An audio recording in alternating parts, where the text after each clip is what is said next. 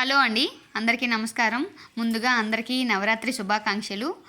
నవరాత్రి మూడో రోజైతే వచ్చేసి అన్నపూర్ణాదేవి.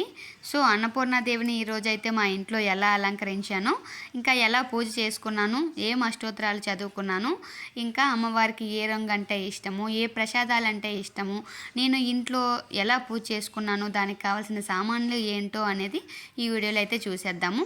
ముందుగా అయితే మనం వీడియోలోకి వెళ్ళిపోదాం. అంతవరకు స్కిప్ చేయకుండా అయితే చూడండి. నా వీడియోని నచ్చినట్లయితే లైక్ చేసి నా ఛానల్ అయితే సబ్స్క్రైబ్ చేసుకోండి ఫ్రెండ్స్.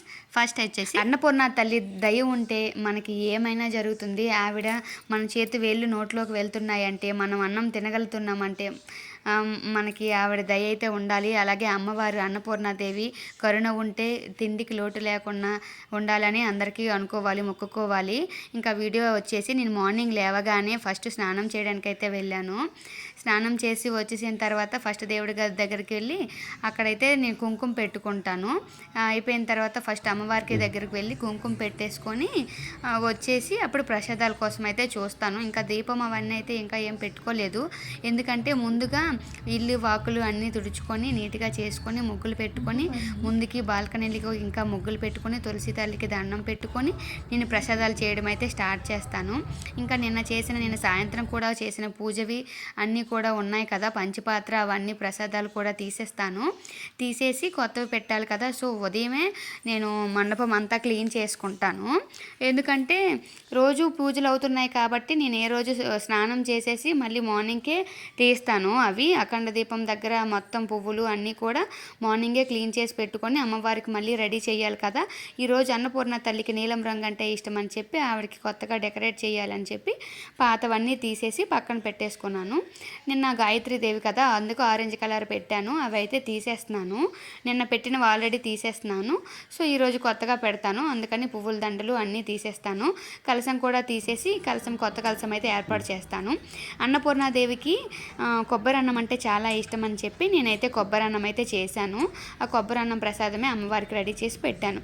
అన్నీ తోముకొని పంచిపాత్రలో కొత్తగా నీళ్ళు వేసుకొని ఆచమనం చేయడానికి ఇంకా కొబ్బరి అన్నం రెడీ చేసి అమ్మవారికి అయితే పక్కన అన్ని ప్రసాదాలు రెడీ చేసుకొని నేనైతే బొట్టు అన్నీ రెడీ చేసి పెట్టుకుంటాను. సో కలశం తీస్తున్నాను. కలశం తీసి కొత్త కలశంలో మళ్ళీ నీళ్ళు చెంబులో వాటర్ వేసేసి ఆ కలశం నిన్న చేసిన పూజ కలశంవి తీసేసి కొత్త కలశం అయితే చేస్తున్నాను. నేను ఆ గాయత్రీదేవి కలశంది ఈ బ్లౌజు.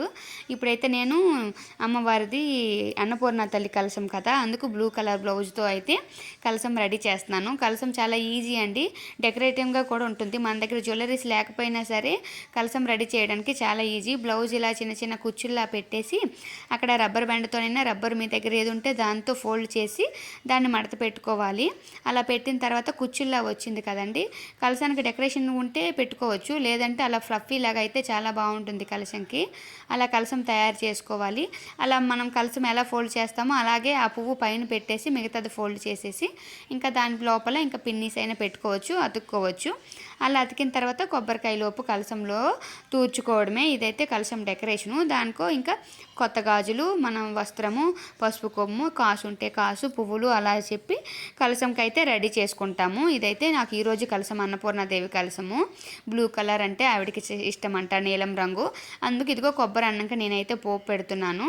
కొబ్బరి అన్నం ఈరోజు ఇంట్లో చేశాను ప్రసాదం, ఆవిడకి ఇష్టమని. సో అదే మేము బ్రేక్ఫాస్ట్కి అయితే తినేసాము. ఇప్పుడైతే అమ్మవారికి ఫస్ట్ అదే పెడుతున్నాను. ప్రసాదం అమ్మవారికి తయారైపోయిన తర్వాత నేను కూడా దువ్వుకొని రెడీ అయిపోయి అమ్మవారి పూజలు అయితే కూర్చుని పోవాలి. మా పిల్లల్ని అయితే స్నానం చేయమని చెప్పాను. నేను ఈ పనులన్నీ అయ్యేలోపు వాళ్ళైతే స్నానం చేసి పూజ దగ్గర కూర్చోమన్నాను. సో నేను పూజకి అన్నీ రెడీ చేసి పెట్టుకున్నాను కదా, అలాగే పూజకి ఇంకా దీపం వెలిగించి అఖండ దీపానికి అక్షంతాలు పసుపు కుంకుమ పెట్టి ఇంకా పూజకి అమ్మవారికి కూడా పసుపు కుంకుమ పెట్టి నేను అగరబత్తితోనే దీపం వెలిగించాలి, అగ్గిపెట్టితో వెలిగించకూడదు. డైరెక్ట్గా అగరబత్తితో దీపం వెలిగించి దీపం దర్శయామి అని చేసి ఆచమనం చేసుకొని ఇంకా పూజలో కూర్చొని పూజ అయితే స్టార్ట్ చేసుకోవాలి మనం. ఇదిగోండి అమ్మవారికి ఈరోజు నా డెకరేషను. నా నీలం రంగు చీరతో అమ్మవారికి అయితే ఈరోజు అలంకరించాను. మా ఇంటి బయట మా మెయిన్ డోర్కి అయితే ఇది ఉంటుంది, దీనికైతే అగరబత్తులు పెడతాను. ఇదైతే మా ఇంటి ముందు పూజ దగ్గర. సో బయట అయితే తులసి మొక్క పెట్టలేదు, బాల్కనీలో పెట్టాను. అలా వచ్చేసి పూజ అయితే నేను చేసుకున్నాను. అష్టోత్తరాలు చదువుకున్నాను, లలిత సహస్రనామాలు చదువుకున్నాను. ఈరోజు అన్నపూర్ణ అష్టోత్తరాలు అయితే చదువుకున్నాను. చదువుతున్నాను అన్నపూర్ణాదేవివి. ఇంకా మణిదీపవర్ణన రోజు రెండు సార్లు చదువుతున్నాను. 9 రోజులు ఇప్పుడు 11 రోజులు కదా, 9 రోజులకి 9 సార్లు ఈజీగా అయిపోతాయి. ఇంకా నేను మార్నింగ్ చదువుతున్నాను, ఈవినింగ్ చదువుతున్నాను. సో రోజుకు 2 టైమ్స్ అయితే చదువుతున్నాను. హారతి అయితే తీసుకున్నాను. హారతి తీసుకొని పిల్లల్ని కూడా హారతి తీసుకోమని చెప్పాను. మా వారిని పూజ అయిపోయిన వెంటనే ఆశీర్వాదం అయితే తీసుకోమని చెప్తాను. నేనైతే ఆశీర్వాదం ఆయన దగ్గర తీసుకుంటేనే నాకు మనశ్శాంతి, ప్రశాంతంగా కూడా ఉంటుంది. సరే పిల్లలు కూడా ఇంకా పూజ అయిపోయిన తర్వాత మీరు ఫోన్ చూసుకోండి, సెలవులు కదా, వాళ్ళు ఏం చేస్తారు, పూజలో కూర్చోడానికి కూడా చాలా కష్టపడ్డారు, నా కోసమే కూర్చున్నారు. సో కూర్చొని పూజ అయిపోయిన తర్వాత వాళ్ళైతే వెళ్ళిపోయారు. వాళ్ళు ఫోన్ నేనైతే పూజ అయితే చక్కగా అయిపోయిన తర్వాత ఇంకా వాళ్ళకి టిఫిన్ పెట్టడానికి స్టార్ట్ చేశాను. పూజ అయితే తొందరగానే అయిపోవచ్చింది. ఈరోజు మామూలుగా అయితే తొందరగా లేస్తే ఇంకా తొందరగా అయిపోతుంది 7కి అలా, కానీ ఈరోజు ఇంకా కొంచెం లేట్ అయింది. 7:30, 8 అయిపోయింది పూజ అయ్యేసరికి. అమ్మవారు అన్నీ పనులు చేసుకొని తోముకొని డెకరేట్ చేసుకొని చాలా టైం పడుతుంది కదా. ఇదంతా ఒక టైం అయితే మనం పూజ కూర్చున్నాక లేచే వరకు అదొక టైము. సో కొబ్బరి అన్నం ప్రసాదం అయితే అమ్మవారికి పెట్టాను ఈరోజు అన్నపూర్ణాదేవికి. అన్నపూర్ణాదేవి ఏ లోటు లేకుండా మంచిగా చూసుకోవాలి, అందరికీ ఆకలికి ఇబ్బంది లేకుండా ఉండాలని ఆ తల్లిని కోరుకుంటూ అమ్మవారికి పూజ అయితే చేసుకున్నాను. లలిత సహస్రనామాలు అలా చదువుకున్నాను. మంచిగా పూజ అంతా అయిపోయిన తర్వాత అయితే నేను కొంచెం ఇగోండి నా కుంకుమ, పసుపు కొమ్ములు, అక్షంతలు అంటే ఆ చెంబులు పంచపాత్రలో అయితే కలిపి పెట్టాను ఫ్రెష్గా. అవి అమ్మవారి కోసమే అలా కలిపాను. ఇంకా నా అఖండ దీపానికి అయితే మాత్రం ఆయిల్ వేసేసి మళ్ళీ ఈరోజు ఆయిల్ మార్నింగ్ ఈవినింగ్ వేస్తున్నాను. ఈరోజు వేసేసి కొత్తగా పువ్వులు అలంకరించేసి ప్రసాదాలు అయితే పెట్టుకున్నాను. ఈరోజు పూజ అయితే అలా అయింది. మనసు ప్రశాంతంగా ఉంటుంది పూజ అయితే చేసుకుంటే మాత్రం. ఇంట్లో తప్పకుండా మాత్రం పూజ చేసుకున్నాక మనం కిందనే పడుకోవాలి, బెడ్ పైన పడుకోకూడదు.